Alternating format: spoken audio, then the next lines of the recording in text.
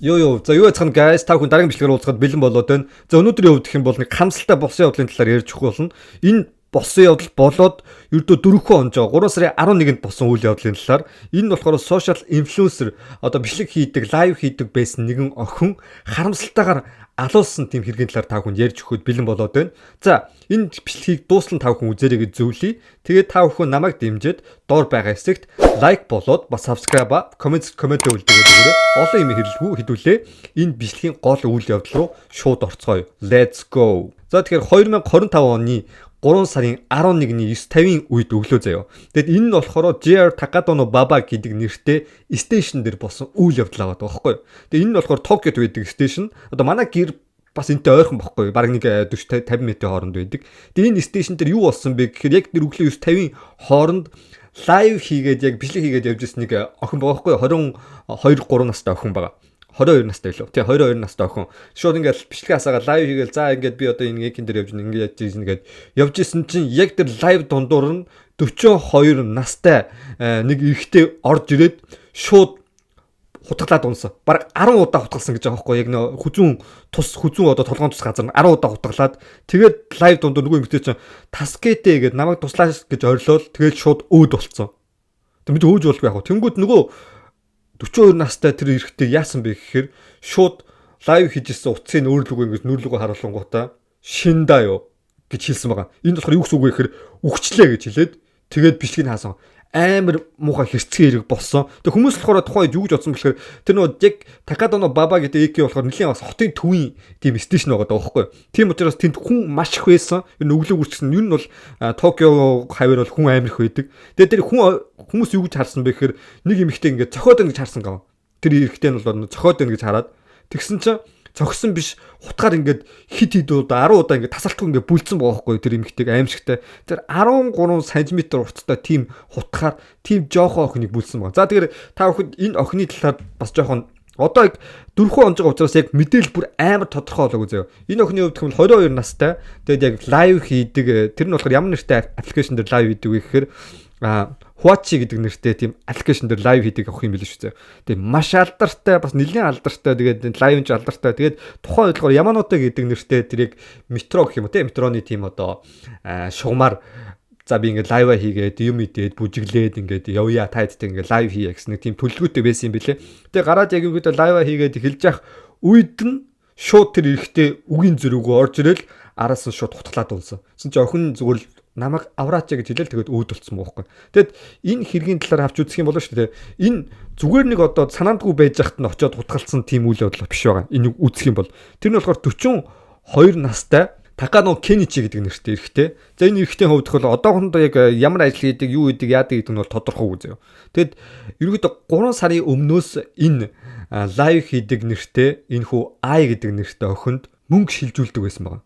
Тэгэд мөнгө шилжүүлээ тэр мөнгө нь болохоор Японоор бол 2 сая 500 мянган йен болсон. Монгол мөнгөөр нь ч бараг 50% сая төгрөг юм уу те. За яг би жоо буруу хэлж магадгүй тэрийн дараа нь оруулчих. Тэгээд энэ 50% сая төгрөгийг ингээд зээлсэн гэж байгаа. Тэгээд зээлээд тэгсэн чинь нөгөөтг нь болохоор ингээд нэг өөрийнхөө бараг бүх мөнгийг тэгээд зээл аван барин байж нөгөө залуу зээлээд нөгөө эмэгтэй нь надаа ингээд би мөнгөгүй олчлоо ингээд хэцүүдэд наа. Чи надаа ингээд мөнгөө зээлээ хизээ өгөх юм бэ гэсэн чинь нөгөөтг нь блокод хаалга болцсон гэж байгаа.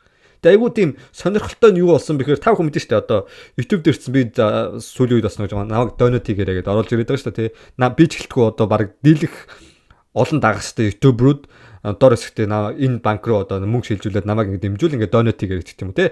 Эсвэл одоо YouTube-ийн хэсэг дээрсэн дээр нэг тийм tanks гэдэг нэртэй тийм мөнгө шилжүүлэх юу бас байдаг байхгүй юу. Тийм учраас энэ эрэгтэйгийн хувьд тэр одоо лайв чи охины пен нэсэн байхгүй юу. Яг бүр амар тийм шүтэн бишрэгчэнд байгаад тэгээ нөгөө охин болохоор одоо тэр лайв хийж байхдаа надаа ингээд мөнгө тусламж өгөөч гээл гоонгууд нөгөөдх нь болохоор за ойлголоо гэж шууд монгол мөнгөөр 3-4 сая төгрөг шууд шилжүүлээл те. Тэнгүүтээ нөгөө хоёр чинь ингээд сүүл рүү ингээд лайн гээд манайханд бол Facebook шиг тийм аппликейшн өгөх байхгүй. Яг тийм аппликейшнаар ингээд холбогдоод хоорондоо ингээд чатлж эхэлсэн байгаа. Тэгээ чатлж эхэлж байхдаа болохоор нөгөөдг нь болохоор за би ингээд гэртээ төрөвчөө мартаад ирсэн байна. Уушлаараад надаа ингээд мөнгө шилжүүлээд өгөөч. Тэгвэл би ямар ч мөнгөгүй болчлоо. Манай их ч одоо ингээд тийм ширээний хүүхэнтэй баарнд ажилладаг байхад ажилдаг байжгаад бөө өрөнд орцсон. Тэгээд би бас айгүй мөнгө гэр айгүй хэцүү байна. Надаа мөнгө шилжүүлээч. Тэнгүүтээ бас манай ингээ хуучин найз залуу ингээд би тэр зайдслуугаас мөнгө амирх зээлсэн байсан. Нөгөө чинь намайг дарамтлаад болдгоо. Надаа ингээ мөнгө шилжүүлээд өгөөч.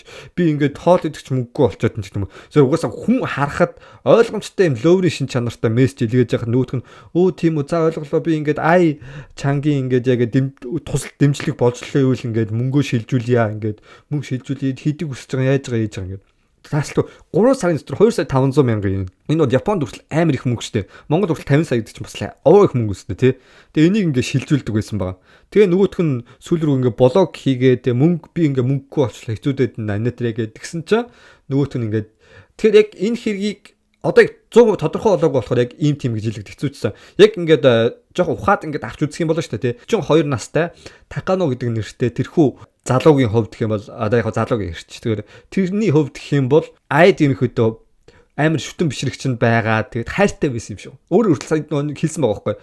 Дурлсан байсан ингээд. Тэгээд яг тэр хэрэг болохын өмнө болохоор энэ хоёрын хувьд гэх юм бол шүүхтээд нөгөөд чинь ингээ мөнгө авахгүй ингээ наваа мөрчлаа тий наваа ингээд яачлаа гэд тэр ай гэдэг эмэгтэйг шүүхтээд тэр шүүхийн бас тодорхой болсон байхгүй 2 сая 500 мянган йен орчмын тийм шүүхцэн гэсэн хэрэг хүртэл яг баримтны хүртэл байгаад байгаа.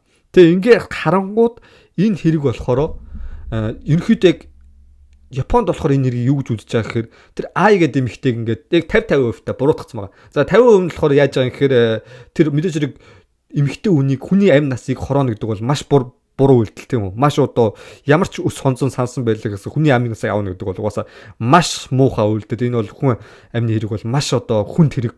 Тэнгүүд нөгөө хэсэг нь болохоор юу гэж үзсэн бэ гэхээр наа чин угаасаа энэ ай гэдэг нэртэй энэ лайв хийдэг охин ч өөрөө ийм буруутай байсан юм биш үү. Одоо сүүлийн үед угаасаа ийм хэрэгүүд амирх гараад байгаа ч гэх юм уу те. Тэр охин ингээд эрэгтэй үнийг өөрийнхөө үзэсгэлэнтэй тэр төрхөөр те далимдуулан хуураад тэгээ мөнгө аваад тэгээ сүүлд нь ингээд ийм хэрэг учирлаа.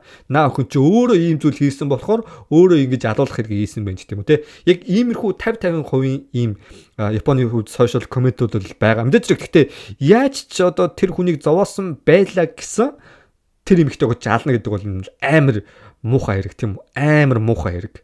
Тэгээ энэ дэр та бүхэн бас яг юу гэж бодож байна? Тэр ч байтугай өнгөрсөн жил 2024 онд болсон нэг 50 орчим настай эрэгтэй болохоор яасан бэ гэхээр бас ингээд нэг эмэгтэй амар сайн болцсон байсан юм л да. Тэр нь бас амар хөөрхөн бүсгүй байсан юм байна. Тэгсэн чинь тэр эмэгтэйд амар сайн болчоод тэр ч бодгоо тэр эмэгтэй төлөө өөрийнхөө баг амар үнэтэй машина 10 сая йен орчимд зараад тэгээ тэр мөнгө өгсөн чинь нөгөө эмэгтэй сүүлдээ ингээд тоохгүй болоод мөрөд алга болсон чинь дараа нь тэр эмэгтэйг бас очоод утгалаа алдсан гэж байгаа байхгүй. Тэгээ тэр ч байтугай бас нэг хэрэг болсон гоо Сайтама мужийн Гошигая гэдэг хэсэгт гарсан хэрэг 17 лайв гэдэг нэртэй бас нэг 30 орчим насны тийм лайв чин бас нэг царайлаг эмэгтэй гэртээ лайв хийж яхад нэг залуу ингээд нууцаараа ороод шууд 7 удаа хутгалаад тэгээд боомлоод алдсан гэж байгаа байхгүй.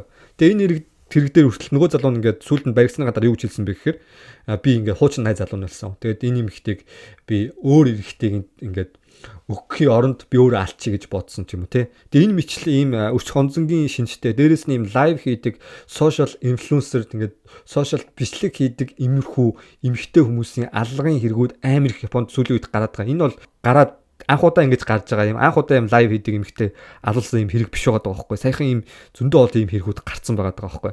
Тэгэд энэ хэргийн талаар та бүхэн бол юу гэж бодож байна? Тэгээ миний хувьд гэх юм бол бас юу гэж бодож байна гэхээр тэр 42 настай тий. Тэгээ царай нь бол бүр амар угаасаа яаж бодсон тэр айгүй хөөрхөн байгаа байхгүй. Тэр лайв хийдэг хүн бол тэр хүн угаасаа яаж бодсон тоохооргүй тийм байхад нөөдгөн ингээд хайртай дуртай гэж яваа. Тэгээд мөнгө төр ингээд хүснээрээ ингээд шилжүүлж хагаад эсэнд үнд нь ийм болсон. Сүүлийн үед ялчгүй эргэжтэйчүүд ингээд нэг ийм хөөрхөн сошиалд ингээд бичлэг хийдэг амар хөөрхөн Монголд ийм октод амар их болсон шүү дээ. Бараг шалдан нүцгэн шахуу. Тэгээ дээрэс нь ингээд өөрийнхөө хөөрхөн царайгаа харуулсан бичлэгүүд хийдэг. Тэгээ хим юм дурдаад яах вэ? Тим октод руу ингээд хэдэн 100 хэдэн мянган бараг чат орж ирж байгаа шүү дээ. Тэгээ энэ мэтлэр өөрийнхөө юм сайхан төрхөөр дадуулан эрэгтэй хүмүүс ингээд ловерж байгаа юм хэрэгүүд амар их болж байгаа. Тэгээ дээрэс нь бас эрэгтэй нь өөр амар буруутай байхгүй.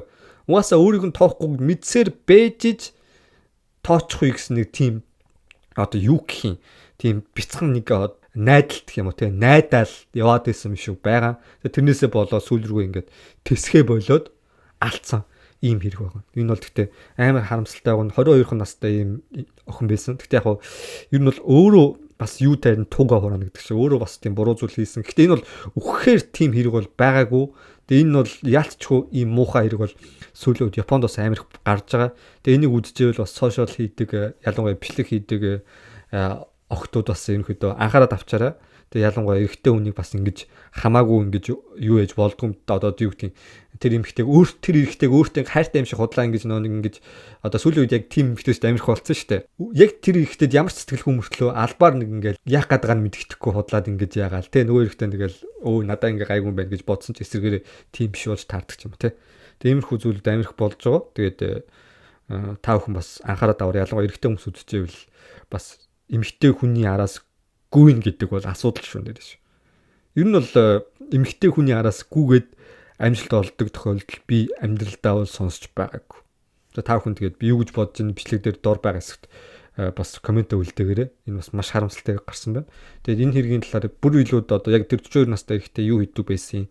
Тэгээд лайв жоох юмсан дээр юу хийдэг хаана өстөрс яасан гэдэг мэдээлэл бол олдохгүй байгаа.